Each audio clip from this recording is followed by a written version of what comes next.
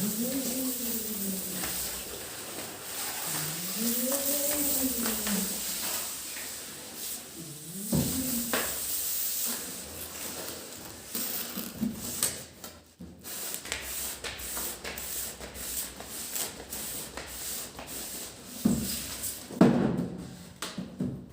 back guys, here I am Hemant and you are watching HC Tech। तो काफ़ी लोग दोस्तों यहाँ पर डिमांड कर रहे थे कि अपने मॉनिटर की अनबॉक्सिंग कब दिखाओगे। तो फाइनली आज मैं आपको मॉनिटर की अनबॉक्सिंग दिखा दूंगा। तो और इसके बारे में जो भी नॉलेज होगी वो आपको दे दूंगा। वो बहुत ज़रूरी है क्योंकि जब भी आप कोई न्यू मॉनिटर या कोई भी न्यू चीज़ खरीदते हो उसके बारे में आपको पता होना चाहिए। खासकर जब आप गेमिंग कर रहे हो तो कुछ एक चीज़ें हैं जिनके बारे में आपको पता होना चाहिए, तब आपके लिए काफ़ी सुविधा रहेगी। अदरवाइज थोड़ा सा लैगिंग इश्यूज़ या फिर काफ़ी सारी आपको प्रॉब्लम देखने को मिल सकती है। तो यहाँ पर हम इसके बारे में जानेंगे जो मेरा मॉनिटर है किस कंपनी का है, कितना प्राइस रहा है, क्या क्या उसमें फंक्शन है और कुछ एक गेमिंग के लिए एडिशनल इसमें फंक्शंस दिए हैं। उसके बारे में अगर वीडियो ज़्यादा लंबी नहीं रही तो इस वीडियो में ही बता दूंगा, अदरवाइज एक नेक्स्ट वीडियो बनाकर उसमें बता दूंगा क्या क्या इसमें फंक्शंस हैं एंड और भी काफ़ी सारी चीज़ें। तो साथ साथ इसकी अनबॉक्सिंग भी देखेंगे। इस बार मैं अनबॉक्सिंग एंड में नहीं, स्टार्टिंग में ही दिखा दूंगा आपको, और जो कनेक्शंस करने हैं ना वो भी इस बार मैं अभी आपको दिखा दूंगा। उसके बाद इसकी नॉलेज लेंगे। तो स्टार्ट करते हैं।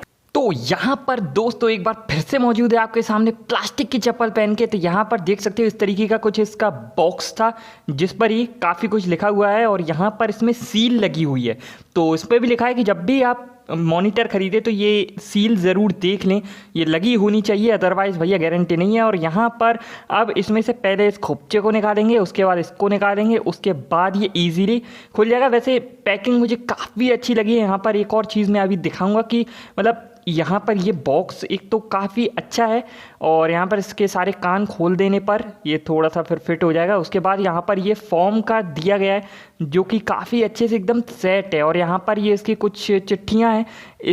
इसमें जो दिखाया गया ना वो है कि आप इसमें जो अटैचमेंट्स अलग से दिया गया है वो आप अपने मॉनिटर में लगा सकते हो। उसके बाद एक और पुस्तक दी गई है, उसमें है कि आप उसे अपने CPU से कैसे कनेक्ट करें। तो यहाँ पर इसकी जो केबल वगैरह है वो इसी में दी गई है, आपको अलग से केबल लेने की ज़रूरत नहीं है। तो यहाँ पर मेन पावर वाली ये केबल है, एक तो ये आपको लगा देंगे। एक एडेप्टर है जो कि अभी बीच में इसके निकलेगा एंड में, और इसका ये 2 स्लॉट वाला मतलब ये है इसका प्लग। और यहाँ पर केबल भी काफ़ी अच्छी है, ठीक ठाक है, लेंथ भी काफ़ी अच्छी है। तो आप थोड़ा सा डिस्टेंस पर भी रखना चाहे तो रख सकते हैं। और यहाँ पर ये इसकी काफ़ी मोटी मोटी चिट्ठियाँ हैं। ये तो खैर इतना काम की नहीं है, वारंटी कार्ड वगैरह इसमें है। और यहाँ पर ये काम की है, इसमें जैसे कि लिखा है क्विक स्टार्ट गाइड। इसमें आप देख सकते हो कि किस तरीके से आपको CPU से कनेक्ट करना है, कौन कौन से वायर लगाने हैं। सिंपल है वैसे तो, वो दिया गया है इसमें। उसके बाद यहाँ पर आप देख सकते हो जब पीछे आप बोल्ट वगैरह लगाओगे तो उसको कवर करने के लिए कि अच्छा लगे और धूल मिट्टी भी ना जाए तो ये कवर टाइप का प्रोटेक्शन के लिए दिया हुआ है। और एडेप्टर वगैरह जैसे कि मैंने कहा था तो वो बीच में निकले थे इसके अंदर बॉक्स के, तो वो था। और ये स्टैंड है, तो स्टैंड आजकल ऐसे ही आ रहे हैं, सिंपल है। स्टैंड को लगाने के लिए कुछ भी आपको एडिशनल चीज़ों की ज़रूरत नहीं है, जस्ट इसको अनरैप करेंगे, इसको रखेंगे, उसके ऊपर एक और दिया हुआ है। और बोल्ट वगैरह किसी चीज़ से कसने की ज़रूरत नहीं है, नीचे इसमें दिया हुआ है। तो यहाँ पर इसको पीछे घुमा के ऐसे रखेंगे और यहाँ पर आप देखोगे कि एक बोल्ट निकला हुआ है, तो उस बोल्ट में इस चीज़ को फंसाना है। तो यहाँ पर इसको अनरैप करते हैं और यहाँ पर ये निकल गया इसका। अब इसको ये ऊपर जो दिया हुआ है इसमें आपको अपना मॉनिटर फंसाना है। तो यहाँ पर जो मोटा हिस्सा है वो नीचे रहेगा, पतला हिस्सा ऊपर रहेगा। जैसे कि आपने देखा उसमें होल टाइप था, तो वहाँ पर जो बोल्ट था, अब मैं आपको यहाँ पर दिखा रहा हूँ किस तरीके से ये फिट होगा। तो यहाँ पर आप देख सकते हो कि ये वोल्ट दिया गया है इसमें, ये देखो अब आपको क्लियर दिखाई देगा। और ये मोटा वाला हिस्सा इसमें ऐसे फिट हो जाएगा, अंदर की तरफ घुस जाएगा और इस तरीके से आप इसे कस दोगे। नीचे से कसने का दिया है, कोई एडिशनल आपको स्क्रू ड्राइवर की ज़रूरत नहीं है। और इस तरीके से ऊपर की साइड से आप मॉनिटर फिट कर दोगे और ये फिट हो गया आपका। 4 वोल्ट लगेंगे आई थिंक, और वो चारों ही दिए हुए होंगे आपको बॉक्स में ही।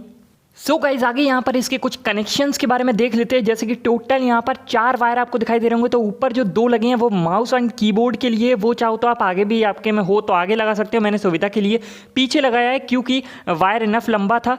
मॉनिटर में गेमिंग के लिए अलग से एक बटन दिया गया है, ये बहुत ही काम का है, इसको बाद में एक्सप्लेन करूंगा। ऊपर आप देख सकते हो, जो कि मैंने एक कवर बताया था जो बोल्ट्स को कवर करेगा, वो ये छोटा सा है और इसी छोटे से एरिया में आपको 4 बोल्ट अंदर लगाने हैं जो कि इस स्टैंड को होल्ड करते हैं। यहाँ पर आप 2 वायर देख रहे हो, एक तो ये HDMI केबल है जो कि मेरे यहाँ पर ये लगी है, ये नीचे DP में, ऊपर नहीं लगानी है दोस्तों। ऊपर आप देख सकते हो कि यहाँ पर ये केवल माउस और कीबोर्ड के ही हैं।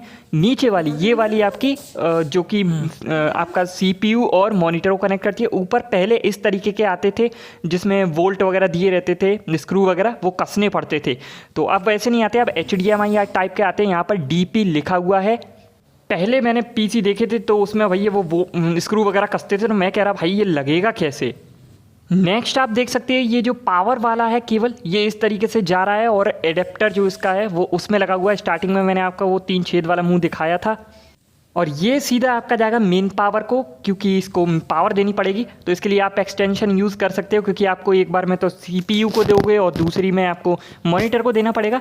और इस तरीके से मैंने इसको घुसेड़ दिया है, तो यहाँ पर पूरा कनेक्शन इस तरीके से काफ़ी सिंपल है। तो अब बात करते हैं गाइज यहाँ पर थोड़ी सी नॉलेज की, कि इसमें क्या क्या चीज़ें हैं और आपको क्या क्या चीज़ें नोटिस करनी चाहिए जब आप एक मॉनिटर लेते हो। तो गाइज यहाँ पर मैंने डब्बा रख लिया, इसमें काफ़ी सारी चीज़ें हैं, तो मैं देख कर बता देता हूँ। इसमें पहली चीज़ तो आपको स्क्रीन पर दिखाई दे रहा होगा कि यहाँ पर लिखा है कि curved gaming monitor optics G24 series, ये तो इसका नाम है। उसके बाद इसमें नीचे कई सारे ऑप्शंस लिखे हैं, तो उसमें है कर्व्ड गेमिंग। तो इसका जो एक तरह से मॉनिटर जो है ना, वो स्क्रीन वो कर्व्ड है, तो ये तो सिंपल चीज़ है। उसके बाद यहाँ पर दिया हुआ है कि कर्व्ड कितना है, एक मेजरमेंट 1500 R से होता है रेडियस, तो 1500 एक आर्क बन जाएगा। तो उस हिसाब में मतलब उससे ज़्यादा मतलब नहीं है कि मतलब इतना कर्व्ड में है, तो ज़्यादा नहीं है बट ठीक है। उसके बाद यहाँ पर दोस्तों मेन चीज़ आती है आपकी ये हाई रिफ्रेश रेट, तो ये इसका है 144 हर्ट्ज। ये बहुत ही ज़्यादा ज़रूरी है, इसी के ज़रिए आप देख सकते हो कि FPS का भी इस पे फ़र्क पड़ता है, तो इसको थोड़ा सा एक्सप्लेन करता हूँ। तो पहले बात करते हैं FPS। तो आपका गेमिंग कंप्यूटर कितने फ्रेम्स प्रोड्यूस करा रहा है, शो करा रहा है आपको एक सेकंड में, वही होता है FPS, फ्रेम पर सेकंड। एंड रिफ्रेश रेट, तो आपका कंप्यूटर कितनी बार रिफ्रेश हो रहा है इमेजेस को स्क्रीन पर दिखाने के लिए, वो होता है रिफ्रेश रेट। तो इसको भी थोड़ा ज़्यादा ही होना ठीक है, मतलब ज़्यादा कम मतलब इतना भी नहीं कि अब जैसे मैंने 144 हर्ट्स लिया है, आप अगर 120 जो हर्ट्स है वो भी लोगे तो चल जाएगा। बट अगर आपको कम्पिटिटिव गेम्स होती है वो खेलने हैं तो थोड़ा सा ज़्यादा लो तो ही ठीक रहता है। लेकिन जो FPS एंड जो रिफ्रेश रेट है, ये एक तरह से एक ही थाली के बट्टे चट्टे हैं। क्यों?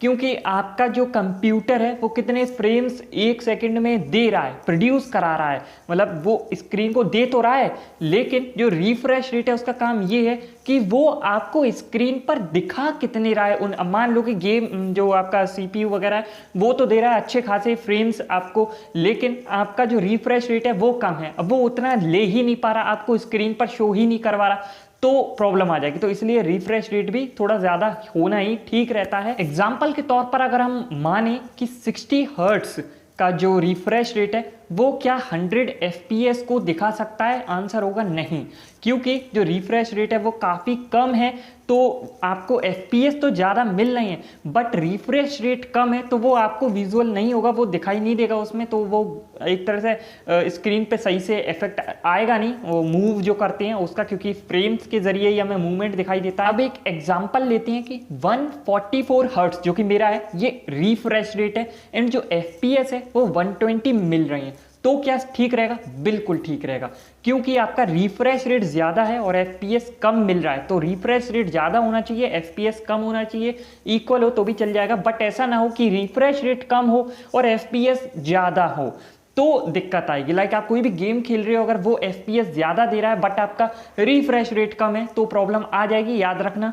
नेक्स्ट दोस्तों चीज़ की बात करें तो इसमें है आपका रेस्पॉन्स टाइम। रेस्पॉन्स टाइम इसका है 1 ms, आई थिंक 1 मिलीसेकेंड है, तो ये आपको कम लेना है, जितना कम हो सके। अगर 1 से कम, भाई मुझे पता नहीं है, अगर 1 से कम होता हो आपको दिखे कहीं तो वो लेना, अदरवाइज ज़्यादा मत लेना। ये होता है कि जो कलर चेंज का हो रहा है वो कितना उस जैसे कि आपका वाइट कलर से ब्लैक कलर में शो हो रहा है, फिर वाइट में आ रहा है, तो जो कलर चेंज के बीच में जो टाइम होता है, जो हमें विजुअल होता है, उसको रेस्पॉन्स टाइम बोलते हैं। ये जितना कम होगा उतना आपका एक तरह से फास्ट वर्क होगा। एंड एक चीज़ और बता दूं, इसी में आता है ये किस मॉनिटर में होती हैं जो रेस्पॉन्स टाइम है, ये TN पैनल आपको दिखाई देगा। कभी भी आप अमेजोन वगैरह पे सर्च करोगे तो वहाँ पर आपको पैनल दिखाई दे जाएगा। तो पैनल में यही आपको TN पैनल वाले लेने हैं, क्योंकि TN पैनल का जो रेस्पॉन्स टाइम है वो कम से कम होता है और एक कलर से दूसरे कलर में जो शिफ्टिंग टाइम होता है वो काफ़ी कम देता है। तो ये हमारे लिए फायदेमंद है, क्योंकि गेमिंग में तो वैसे भी कलर का बहुत ज़्यादा मैटर रहता है। नेक्स्ट अगर बात करें तो यहाँ आता है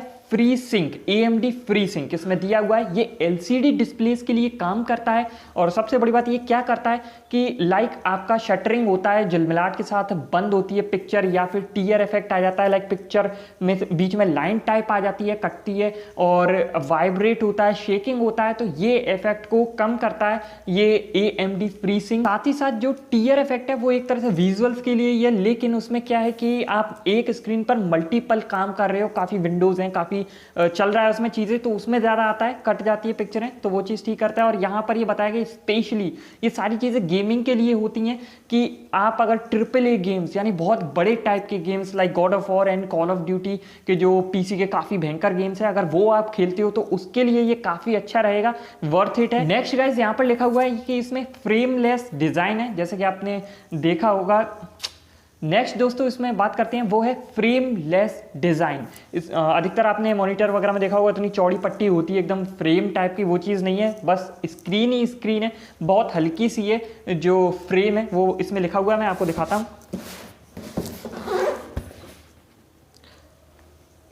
ये जो है वो 24 इंचेस का है, तो इसमें जो स्क्रीन है वो है, डिस्प्ले साइज है इसका 23.6, मतलब बहुत कम इसमें फ्रेम की जगह दी गई है, बाकी पूरी स्क्रीन है। डिस्प्ले कलर दिया गया है 16.7 जो कि ठीक है। एंड कॉन्ट्रास्ट वगैरह 3000:1 है। ब्राइटनेस के बारे में एक चीज़ बता दूं, इसमें दिया गया है 250 निट्स। तो वैसे मैंने सोचा था 350 भी आती है, 300 भी आती है, लेकिन 250 फिलहाल अभी मैंने जब तक कंप्यूटर चलाया है, गेम तो खैर नहीं खेला, उस हिसाब से मुझे ठीक ही लग रही है। अगर आप थोड़ा सा और लेना चाहो तो 300 की बहुत हो जाएगी, 350 में मत जाना, क्योंकि ऊपर जाओगे पैसा भी बढ़ेगा। तो वैसे मेरे को यार 250 में कोई दिक्कत नहीं हुई है, लेकिन जब गेम वगैरह डाउनलोड करूँगा तब देखेंगे, बताऊँगा कैसा रहा। इसका जो ग्रॉस वेट है वो है 5 kg। इनपुट यहाँ पर भी इनपुट में दिया है कि DP और HDMI, वो जो V करके कुछ होता है, VGRA पता नहीं क्या होता है, मुझे याद नहीं, वो जो स्क्रू टाइप के कसे जाते हैं वो इसमें नहीं है, केवल HDMI और DP से काम हो जाएगा। और ये न्यू है, वो पुराने ज़माने के होते थे, ये न्यू है।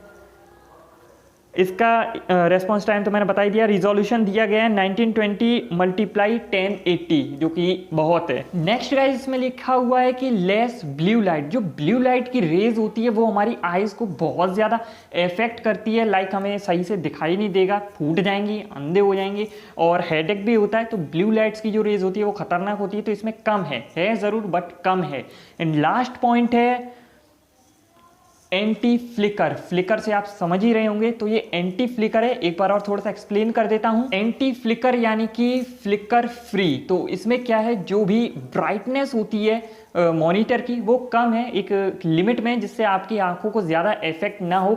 अगर आप long period of the time में इसे यूज़ करते हो, मतलब 5-5 घंटे 6-6 घंटे और एकदम भूत की तरह, तो वहाँ आपकी आंखों को कम नुकसान पहुँचाएगी ज़रूर, ऐसा नहीं है बिल्कुल नहीं पहुँचाएगी बट कम। तो बस गाइज इस पूरे मॉनिटर में मुझे तो यही चीज़ लगी, एक बस गेमिंग का ऑप्शन रह गया है। वीडियो ऑलरेडी लंबी हो गई है, तो वो नेक्स्ट वीडियो में मैं कवर कर दूंगा कि उसमें क्या क्या पॉइंट्स है, क्या क्या हम कर सकते हैं। बाकी हेडफोन वगैरह की बाद में वीडियोस आती रहेगी। तो अगर आपको ये वीडियो अच्छी लगे तो please like share comment subscribe जरूर करना, बेल नोटिफिकेशन कॉल पर प्रेस कर देना। फिर मिलेंगे इसी तरह की एक नई वीडियो के साथ, तब तक के लिए गुड बाय।